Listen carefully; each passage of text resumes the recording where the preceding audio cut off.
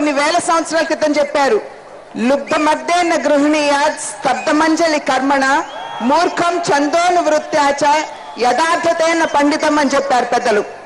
అంటే దీని అర్థం పిసినారిని డబ్బుతో లొంగ తీసుకోవాలి, మొండిఘటాన్ని నమస్కారంతో లొంగ తీసుకోవాలి, మూర్ఖుడికి చెంపపెట్టు ద్వారా అర్థమయ్యేలా చెప్పాలి, కానీ విఘ్నులు ఎవరైతే ఉన్నారో వారికి ఎప్పుడూ కూడా యథార్థమే చెప్పాలి అని చెప్పి దీని అర్థం.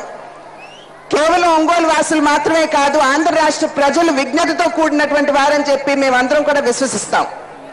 మీరందరూ యథార్థాలని ఒక్కసారి పరిశీలించి విశ్లేషించుకుని ఈనాడు మనం ఎదుర్కొనేటువంటి ఉప ఎన్నికల్లో మీ ఓటు హక్కుని వినియోగించుకోవాల్సినటువంటి అవసరం చాలా ఉంది. ఈనాడు జరుగుతున్నటువంటి ఈ ఉప ఎన్నికల పోరు అభివృద్ధికి స్వార్థపూరిత రాజకీయాలకి మధ్య జరుగుతున్నటువంటి పోరుగా మీరందరూ గుర్తించాలి, గమనించాలి. నిజంగా మీరు అభివృద్ధిని ఆకాంక్షించే వారైతే తప్పకుండా మీరు కాంగ్రెస్ పార్టీకి హస్తం గుర్తు మీద ఓటు వేసి గెలిపిస్తారు అనేటువంటి విశ్వాసం మా అందరికీ ఉంది. ఎందుకంటే 2 పర్యాయాలు మీరు అధికారంలోకి తీసుకొచ్చిన పిమ్మట 2004 సంవత్సరంలో కావచ్చు, 9వ సంవత్సరంలో కావచ్చు, మీరు అభివృద్ధిని ఆకాంక్షించి కాంగ్రెస్ పార్టీని అధికారంలోకి తీసుకొచ్చిన తర్వాత తూచా తప్పకుండా మీరు ఏదైతే ఆకాంక్షించారో వాటిని సంపూర్ణంగా నిర్వర్తిస్తూ అనేక సంక్షేమ కార్యక్రమాలని సమాజంలో ఉన్నటువంటి ప్రతి వర్గ ప్రజల్ని ఉద్దేశించి ప్రవేశపెట్టినటువంటి ఘనత ఒక్క కాంగ్రెస్ పార్టీకే దక్కుతుందని చెప్పి మీరందరూ కూడా గమనించవలసినటువంటి అవసరం ఉంది.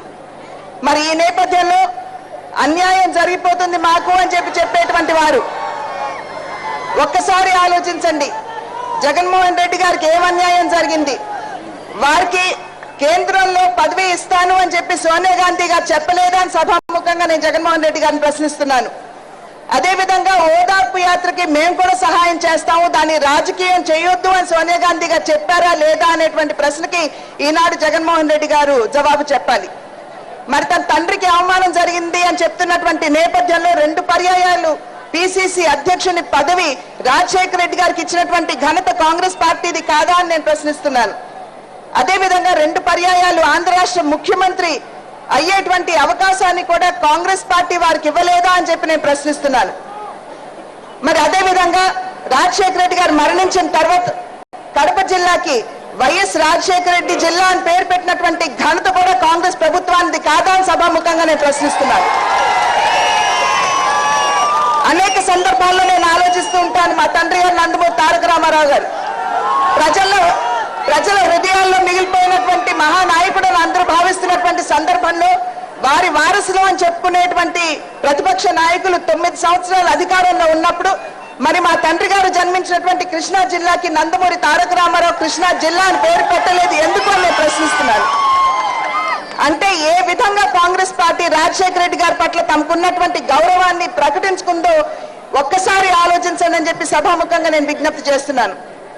విజయం గారిని నేను సభాముఖంగా ప్రశ్నిస్తున్నాను. ఒక మహిళగా వారి బాధను నేను అర్థం చేసుకోగలను.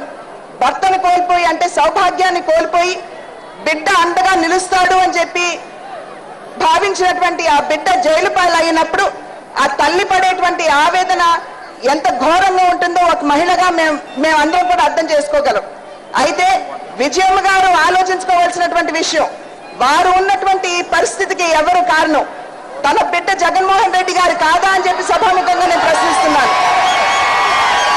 అదేవిధంగా వారు బాధపడుతున్నారు వారి పరిస్థితిని దృష్టిలో పెట్టుకుని నేను సభాముఖంగా ప్రశ్నిస్తున్నాను. మరి ఈనాడు జగన్మోహన్ రెడ్డి గారి వల్ల ఎందరో అధికారులు కావచ్చు, మంత్రులు కావచ్చు, పారిశ్రామికవేత్తలు కావచ్చు, వారందరూ కూడా జైలు అయినటువంటి సందర్భంలో వారి కుటుంబాలు అంటే పెళ్లికి ఎదిగినటువంటి ఆడపిల్లలు ఇంకా జీవితంలో స్థిరపడినటువంటి మగబిడ్డలు ఉన్నటువంటి కుటుంబాలు ఎన్ని కుమిలిపోతున్నాయో ఒక్కసారి విజయమ్మ గారు ఆలోచించారా అని సభాముఖంగా నేను ప్రశ్నిస్తున్నాను. ఒక మహిళగా వారి పట్ల తన సానుభూతిని కనబరుస్తూ 2 అడుగులు వారి కుటుంబాల వైపు పరామర్శించడానికి వేశారా అని విజయమ్మ గారిని నేను ప్రశ్నిస్తున్నాను.